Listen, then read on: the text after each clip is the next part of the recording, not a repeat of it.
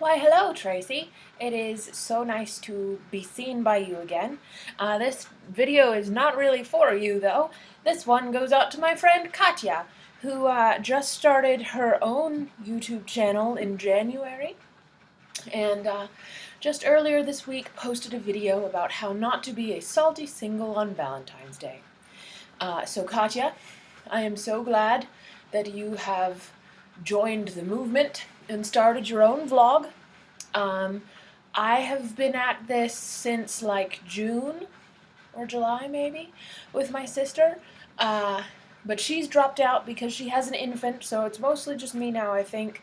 And you are already way ahead of me because you know how to do jump cuts and editing, and all of mine is just kind of single take. Anyway, so yeah, super pumped to see you. I'm out on my porch because it's a beautiful day. There's just a little bit of a shower going on. Living in Florida, spring starts in February, so just got a lovely little spring shower out here that I'm hanging out listening to. And also, one of my new co-workers got me some flower seeds for Valentine's Day, and I have a pot. I'm going to plant my flowers and talk to you about Valentine's Day.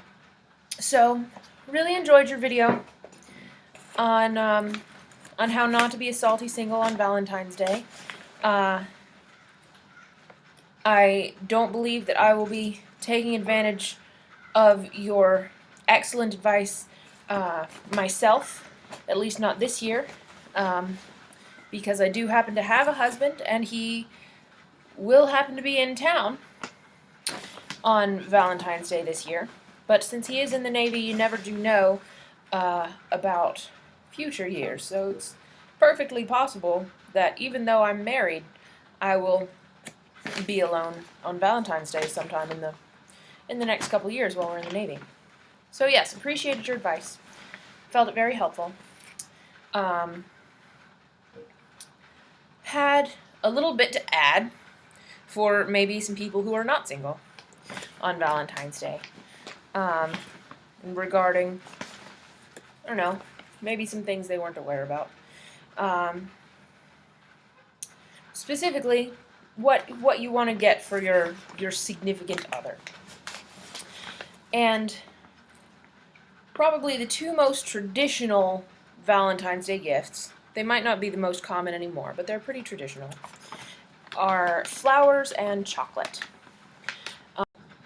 Oops, I accidentally pressed stop on my last video, so now this is going to be a series of 2 videos. So, flowers and chocolate, both of which are delightful in and of themselves. However, both are somewhat problematic, and I'm not sure you knew about that. But both flowers and chocolate, and by flowers I mean like bouquet flowers. I don't mean like garden flowers, obviously.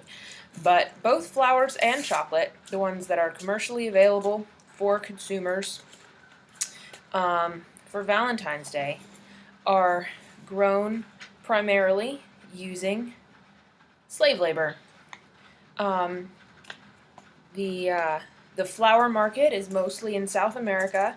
The cocoa plantations rather are mostly in Africa, and these large-scale plantations use various forms of coercion and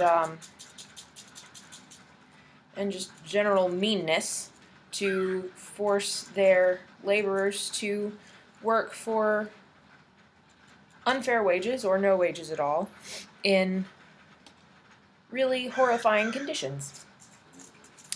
And I didn't know this until just a couple years ago, and I don't think most people know it,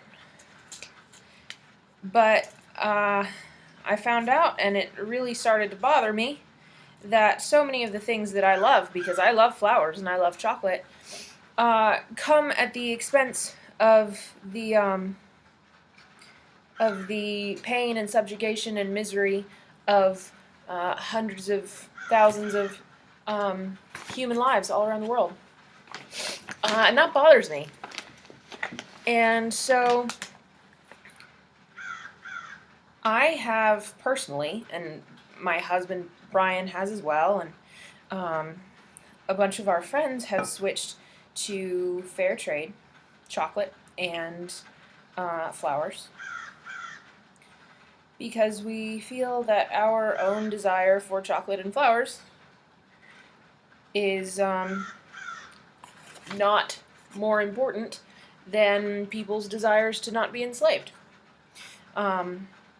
It's more expensive, it's more trouble, the selection is not as good, it's harder to find in a regular grocery store, or from a regular florist.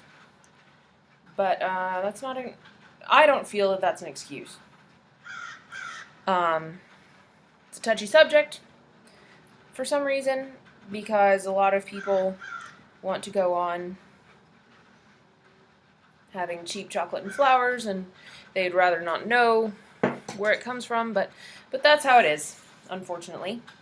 And so for all of you non-singles out there who are contemplating getting flowers and chocolate for Valentine's Day, let me encourage you to look for fair trade chocolates, and to look for locally grown or domestically sourced flowers. It only takes just a little bit of research, I promise. You only have to Google it. It's not hard. It's just a thing. So, yes, if you're not salty, not single, wanting chocolate, wanting flowers for your lover, do it ethically and kindly and with consideration towards your fellow man. Thank you, Katia, for your wonderful video. I look forward to seeing more of yours soon, and you will see me later. Bye.